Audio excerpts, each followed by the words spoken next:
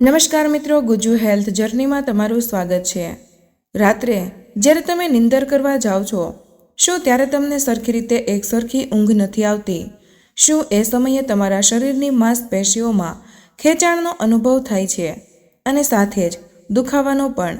શું તમને અનુભવ થાય છે? અને રાત્રે સૂવાના સમયે શું તમને તે સાંધાઓમાં પણ દુખાવો જોવા મળે છે? અને જ્યારે તમે સવારે નિંદર કરીને જાગો છો ત્યારે પણ તમને શું એવું લાગે છે કે તમારું શરીર સાવ ઢીલું પડી ગયું છે? ઉઠતાની સાથે જ તમને થાક અને નબળાઈનો અહેસાસ થવા લાગે છે અને તમને પથારીમાંથી ઉઠવાનું મન જ થતું નથી। શરીરમાં લાગેલો થાક તમારી ઉપર હાવી થઈ જાય છે અને શરીર અંદરથી જ ધીમે ધીમે કમજોર થવા લાગે છે। આવા કિસ્સામાં તમારે ફક્ત 2 પ્રકારના બીજનો સાચી રીતે ઉપયોગ કરવાનો છે અને ખાસ આ બંને બીજનું તમારે નિયમિત સેવન કરવું પડશે। અને આ બંને બીજ સાવ સામાન્ય રીતે મળી જતા અને સાવ સસ્તા મળી જતા બીજ છે। હવે તમારા મનમાં પ્રશ્ન ઊભો થાય છે કે બીજનો ઉપયોગ કઈ રીતે અને કયા સમયે કરવાનો છે? તો આ બંને બીજ વિશે પૂરી માહિતી અમે તમને આજના આ વિડીયોમાં આપવાના છીએ। આજે અમે તમારા શરીરની તાકાત વધારવા માટે એક ખૂબ જ અસરકારક ઘરેલું ઉપચારને લઈને આવ્યા છીએ। જો તમને હલનચલન કરવામાં તકલીફ ઊભી થતી હોય, પગથિયા ચડવામાં અને ઉતરવામાં તમારા ગોઠણમાં દુખાવાનો અનુભવ થતો હોય, તમને કમરમાં ખૂબ જ વધુ દુખાવો રહેતો હોય અને આ બધા જ દુખાવાના કારણે તમે બહાર આવવા જવાનું ઓછું પસંદ કરવા લાગ્યા હોય, તો મિત્રો તમારે ફક્ત એટલી વસ્તુ સમજવાની જરૂર છે। આ તમારા શરીરની આંતરિક નબળાઈનો મહત્વનો સંકેત છે।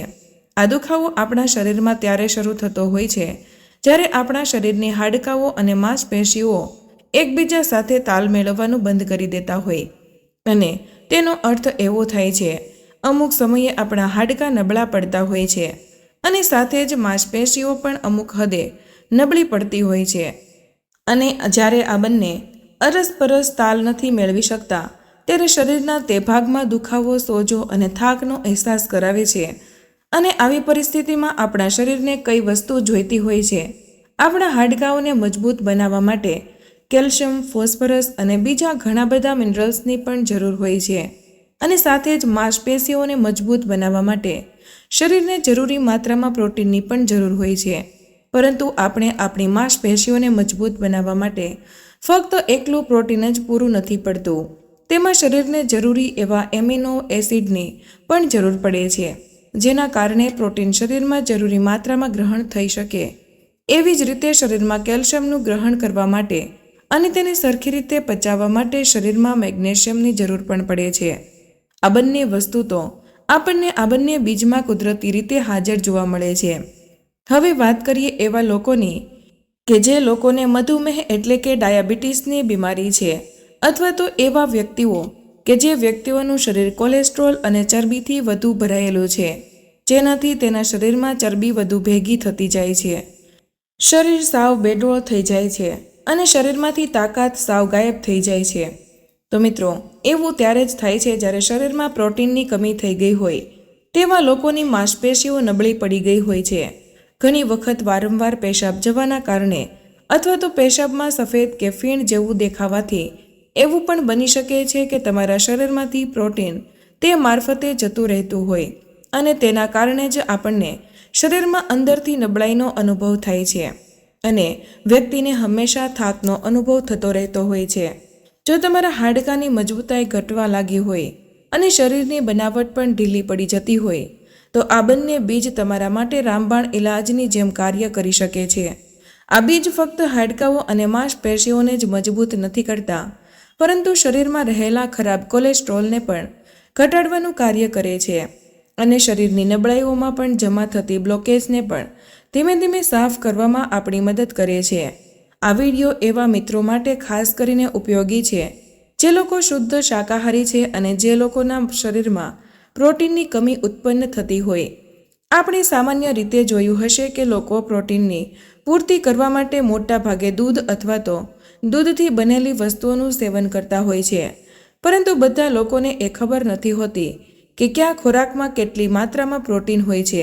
જેમ કે 100 ગ્રામ દૂધની અંદર 3 થી 4 ગ્રામ પ્રોટીન હોય છે। પાલક જેવી શાકભાજીમાં પણ પ્રોટીન સારી માત્રામાં મળે છે। પરંતુ આ માત્રા આપણા શરીર માટે ઘણી ઓછી હોય છે અને આપણા શરીરની પ્રોટીનની જરૂરિયાત મુજબ જો આ બધી જ વસ્તુ જરૂરી માત્રામાં ન લેવામાં આવે તો શરીરમાં પ્રોટીનની કમી ઉત્પન્ન થાય છે. જે લોકો નોનવેજ ખોરાકનું સેવન કરતા હોય તે લોકોને પ્રોટીનની કમી ઓછી થતી જોવા મળતી હોય છે, કારણ કે તે લોકો માછલી અને તેવા ખોરાક ખાતા હોય છે જેમાં પ્રોટીનની માત્રા સારી હોય છે. પરંતુ શાકાહારી લોકો માટે વિકલ્પો ઘણા ઓછા હોય છે. અને બીજી મહત્વની વાત, ફક્ત પ્રોટીન ખાઈ લેવાથી જ કામ પૂરું નથી થઈ જતું, પરંતુ આ પ્રોટીનનું શરીરમાં પાચન થઈને શરીરમાં ઉપયોગ આવવું એ પણ એટલું જ જરૂરી છે. જો તે પ્રોટીન શરીરમાં જરૂરી માત્રામાં ગ્રહણ ન થાય તો આ પ્રોટીન તમારા પેશાબ વાટે એટલે કે યુરિન મારફતે શરીરમાંથી નીકળી જતું હોય છે અને આપણા શરીરમાં પ્રોટીનની ઉણપ બનેલી રહે છે. જ્યારે શરીરમાં પ્રોટીનની કમી થઈ જાય અને હાડકાઓ અને માંસપેશીઓ નબળા થવા લાગે ત્યારે તમારા શરીરનો અંદરનો ઢાંચો નબળો પડી જાય છે અને એવા વ્યક્તિઓમાં ગળપણના લક્ષણો જલ્દી જોવા મળે છે. આપણું શરીર ત્યારે જ સરખી રીતે પ્રોટીનનું શોષણ કરે છે જ્યારે આપણા શરીરમાં 9 એમિનો એસિડ જરૂરી માત્રામાં હોય અને આ 9 એમિનો એસિડ શરીર માટે ખૂબ જ જરૂરી છે. તમે સામાન્ય રીતે જોયું હશે કે જે લોકો જીમમાં જાય છે અને બોડી બિલ્ડિંગ કરતા હોય તે લોકો પ્રોટીનને પાવડર સ્વરૂપે પણ ખાતા હોય છે અને આ પ્રોટીન પાવડર બજારમાં ખૂબ જ મોંઘા ભાવે મળતો હોય છે અને આ પ્રોટીન પાવડર દૂધમાંથી જ બનતો હોય છે. પરંતુ આજના વિડીયોમાં અમે તમને જે વસ્તુ જણાવીશું તે એકદમ કુદરતી અને સસ્તી રીતે મળી જતી વસ્તુ છે અને તે વસ્તુની ખરીદી બધા લોકોને પરવડે તેવી છે. આ બંને બીજની અંદર શરીરને ઉપયોગી એવા બધા જ એમિનો એસિડ હાજર છે જે આપણા શરીરને તંદુરસ્ત બનાવવા માટે જરૂરી છે. અને શરીરમાં આ પ્રોટીન આપણા લોહી દ્વારા આપણા આખા શરીરના બધા જ જરૂરી અંગો સુધી પહોંચે છે અને બધા જ અંગોને ઊર્જા આપવાનું કાર્ય કરે છે. જો આપણા શરીરમાં આ 9 એમિનો એસિડની માત્રા યોગ્ય ન હોય તો શરીરમાં ઘણી બધી ગંભીર તકલીફો જોવા મળતી હોય છે. ઘણી વખત પેશાબમાં વધુ ફીણ બનવા, પ્રોટીનનું શરીરમાં યોગ્ય રીતે શોષણ ન થવું અને પેશાબ વાટે પ્રોટીનનું નીકળી જવું અને આવી બધી સમસ્યા મોટા ભાગે મોટી ઉંમરના વ્યક્તિઓમાં જોવા મળતી હોય છે. અને આ તકલીફ જ્યારે આપણા શરીરમાં હોય ત્યારે આપણને શરીરમાં નબળાઈનો અહેસાસ થાય છે. હવે વાત કરીએ જ્યારે આપણે શરીરમાં આ 9 એમિનો એસિડવાળો ખોરાક ન ખાઈએ ત્યારે આપણા શરીરમાં શું શું નુકસાન થાય છે. આપણા શરીરની નસો મારફતે લોહી શરીરના બધા જ અંગો સુધી જતું હોય છે અને શરીરમાં જો પ્રોટીન જરૂરી માત્રામાં ગ્રહણ ન થતું હોય તો આપણી માંસપેશીઓ નબળી પડતી હોય છે. શરીરના અમુક ભાગમાં આપણને સોજા જોવા મળતા હોય છે. આપણા શરીરમાં પ્રોટીનની કમી હોય ત્યારે શરૂઆતમાં આપણને એટલા બધા લક્ષણો નથી જોવા મળતા, પરંતુ જ્યારે આ પરિસ્થિતિ થોડી ગંભીર થાય ત્યારે આના સંકેતો જોવા મળે છે. ઉદાહરણ રૂપે શરીરના અલગ અલગ ભાગમાં હળવો સોજો આવવો જોવા મળે છે. પગના પંજાના ભાગમાં સોજો આવતો જોવા મળે છે. વાળ ખરવા અને શુષ્ક ત્વચા, ફોડલીઓ અને ચાંદા, પેટ અથવા તો નીચલા અંગોમાં સોજો, થાક, વારંવાર ચેપ, ત્વચા પર ખંજવાળ, કમળો. શરીરમાં પ્રોટીનની કમી હોવાના આ બધા જ મુખ્ય લક્ષણો હોય છે. અને ઘણી વખત એવું પણ જોવા મળ્યું છે જે વ્યક્તિના શરીરમાં ડાયાબિટીસ આવે છે તે વ્યક્તિ વારંવાર પેશાબ કરવા જતો હોય છે અને ખાસ કરીને રાત્રે વધુ પેશાબ કરવા ઉઠવું પડતું હોય. એટલે જે વ્યક્તિને વારંવાર રાત્રે કોઈ પણ કારણ વગર વધુ વખત પેશાબ કરવા ઉઠવું પડતું હોય તો એવા કિસ્સામાં બની શકે છે કે તે વ્યક્તિને ડાયાબિટીસની અસર આવી હોય. અને ઘણી વખત પ્રોટીનની કમીથી પણ અમુક વસ્તુઓ જોવા મળે છે. જ્યારે શરીરમાંથી પેશાબ વાટે પ્રોટીન બહાર નીકળવા લાગે ત્યારે તેની અસર શરીરમાં રહેલી બધી જ માંસપેશીઓ પર જોવા મળે છે. તમારા શરીરની માંસપેશીઓ નબળી થતી જોવા મળતી હોય છે. તેની ઉપરાંત બીજું પણ એક મુખ્ય કારણ હોય છે જે છે હાઈ બ્લડ પ્રેશર. જો તમારું બ્લડ પ્રેશર હંમેશા વધેલું રહેતું હોય એવા કિસ્સામાં પણ ઘણી વખત જોવા મળ્યો છે કે શરીરમાંથી પ્રોટીન બહાર નીકળતું હોય અથવા તો શરીર પ્રોપર રીતે પ્રોટીન ગ્રહણ ન કરતું હોય અને આવી પરિસ્થિતિ સોજાઓ અને નબળાઈને જન્મ આપે છે. અને હવે વાત કરીએ આ બધી જ પરિસ્થિતિમાં આપણને કઈ વસ્તુ ખૂબ જ મદદરૂપ થઈ શકે છે અને આપણા શરીરને તાકાત આપી શકે છે. તો સૌથી પહેલાં બીજની વાત કરીએ, પરંતુ તેના પહેલાં કમેન્ટ બોક્સમાં સાચા દિલથી જે વ્યક્તિ હર હર મહાદેવ અને જય માતા લક્ષ્મી લખશે તેના બધા જ દુઃખો અને તકલીફો તો મહાદેવ દૂર કરશે.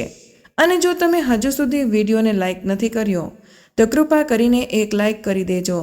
સાથે જ આ વિડીયોને તમારા તમામ સગા સંબંધીઓ અને મિત્રોમાં શેર જરૂર કરજો. અને આ ચેનલ ઉપર નવા હોય તો અમારી ચેનલને સબસ્ક્રાઇબ પણ કરી દેજો. મિત્રો, સૌથી પહેલું બીજ છે સોયાબીન. આ આપણા રસોડામાં લગભગ બધાના ઘરે હાજર જ હોય છે અને બજારમાં પણ સોયાબીન કરિયાણાવાળાની દુકાને આરામથી મળી જાય છે. સોયાબીનમાં ઘણી બધી વસ્તુઓ બનાવવામાં આવે છે, જેમાં આવે છે ટોફુ, જેને ઘણા લોકો સોયા પનીર પણ કહે છે. બજારમાં સોયાબીન ઘણા પ્રકારનું મળતું હોય છે. સુકાયેલું સોયાબીન, કાળા કલરનું સોયાબીન અને લીલું સોયાબીન પણ મળતું હોય છે. સોયાબીનના બધા જ પ્રકાર પ્રોટીનથી ભરપૂર હોય છે. ખાસ કરીને મિત્રો, 100 ગ્રામ સોયાબીનમાં 35 થી 40 ગ્રામ જેટલું પ્રોટીન હોય છે. એટલે કે સોયાબીનને પ્રોટીનનું ભંડાર કહી શકાય. તેની સાથે સાથે સોયાબીનમાં એ બધા એમિનો એસિડ પણ હાજર હોય છે, જે શરીરને મજબૂતાઈ આપવા માટે જરૂરી હોય છે. તેની ઉપરાંત આની અંદર ફાઇબર પણ સારી માત્રામાં હોય છે અને વધુ ફાઇબરવાળો ખોરાક ખાવાથી આપણે આપણું વજન નિયંત્રણમાં રાખી શકીએ છીએ, કબજિયાતની સમસ્યામાંથી છુટકારો મેળવી શકીએ છીએ. અને તમને ખબર જ હશે કે જે વ્યક્તિનું પેટ સાફ આવતું હોય તે વ્યક્તિ ઓછા બીમાર પડતા હોય છે. સોયાબીનની અંદર ફ્લેવોનાઇડ્સ હોય છે, જે કેન્સરની કોશિકાને બનવાથી રોકે છે. ખાસ કરીને પ્રોસ્ટેટનું કેન્સર, સ્તનનું કેન્સર અને શરીરમાં બીજા કોઈ પણ પ્રકારના ટ્યુમર થવાથી સંભાવનાઓ ઘટાડી રાખે છે. સોયાબીનની અંદર પોટેશિયમ અને ફોસ્ફરસની માત્રા સારી હોય છે અને એ જ મુખ્ય કારણ છે કે આપણા હૃદય માટે અને આપણા હાડકાઓ માટે ખૂબ જ ફાયદાકારક હોય છે. શરીરમાં હાડકાઓ જ્યારે નબળા પડતા હોય અથવા તો સાંધામાં દુખાવો થતો હોય તો એવા કિસ્સામાં પણ તમારે સોયાબીનનું સેવન કરવું ચાલુ કરવું જોઈએ. હવે આપણે વાત કરીએ બીજા બીજ વિશે. બીજા બીજનું નામ છે ક્વિનોવા, જે કોદરીને મળતું અનાજ છે. હવે આ બીજ ભારતમાં ઘણી જગ્યાએ મળવા લાગ્યા છે. આ બીજને પશ્ચિમી દેશોમાં ખૂબ જ વર્ષો પહેલાંથી ખાવામાં આવે છે અને હવે ભારતમાં પણ અમુક જગ્યાએ આની ખેતી કરવામાં આવે છે. ક્વિનોવા, આ નામ તમને સાંભળવામાં થોડુંક અલગ લાગતું હશે, પરંતુ આ બીજની અંદર 9 આવશ્યક એમિનો એસિડ હોય છે, જે શરીરના બધા જ અંગોના વિકાસ માટે ખૂબ જ જરૂરી છે. તેની ઉપરાંત આની અંદર મિનરલ્સ ભરપૂર માત્રામાં હોય છે, જેમાં આવે છે zinc, magnesium, copper, folic acid, iron, calcium અને પોટેશિયમ. આ બધી જ વસ્તુ આમાં સારી માત્રામાં હોય છે અને તમે ભાત અથવા તો રોટલીની જગ્યાએ પણ ખાઈ શકો છો. અને આનું રેગ્યુલર સેવન કરવાથી તમારા શરીરમાં ઘણી તાકાત જોવા મળશે. આ બીજમાં પ્રોટીન પણ સારી માત્રામાં હોય છે અને ખાસ કરીને તમારા પાચન તંત્રને પણ મજબૂત બનાવે છે. ગેસ, કબજિયાત, એસિડિટી જેવી પેટને લગતી સમસ્યાઓમાં ઘણો ફાયદો અપાવે છે. દાંતને મજબૂત બનાવે છે. દાંતની આજુબાજુના પેઢાઓ જ્યારે થોડા નબળા પડવા લાગે અથવા તો પેઢામાંથી લોહી નીકળવાનું શરૂ થતું હોય તો એ વસ્તુ પણ શરીરમાં પ્રોટીન અને બીજા પોષક તત્વને કમીને દર્શાવે છે. આ બીજ આ બધા જ કમીઓને દૂર કરવામાં આપણી મદદ કરે છે. આ બીજ તમારા લીવરને ડિટોક્સ કરવાનું કાર્ય કરે છે. તમારી કિડનીને પણ સ્વસ્થ બનાવવાનું કાર્ય કરે છે. આ બીજનું રેગ્યુલર સેવન કરવું આપણા શરીરના બધા જ અંગો માટે ઉપયોગી છે. સાથે જ આ માનસિક શક્તિઓને વધારવામાં આપણી મદદ કરે છે. જે લોકોને વારંવાર ભૂલવાની તકલીફ થતી હોય, બાળકો જેનું ધ્યાન જલ્દીથી ભટકી જતું હોય, મોટી ઉંમરના એટલે કે ઘરડા વ્યક્તિઓ જેની યાદશક્તિ નબળી પડી ગઈ હોય, તેના માટે પણ આ ઘણું ફાયદાકારક છે. આની અંદર એવા પોષક તત્વો હોય છે જે આપણા તણાવને ઘટાડવાનું કાર્ય કરે છે અને વ્યક્તિને માનસિક રીતે મજબૂત બનાવે છે. હવે વાત કરીએ આ વસ્તુનું સેવન કઈ રીતે કરવાનું છે. તો મિત્રો, તમારે રાત્રે અડધો કપ ક્વિનોઆ લેવાનું છે અને તેને પાણીમાં પલાળીને આખી રાત માટે રાખી દેવાનું છે. પછી સવારે તમારે આને દૂધમાં પકાવીને ખીરની જેમ ખાઈ લેવાનું છે.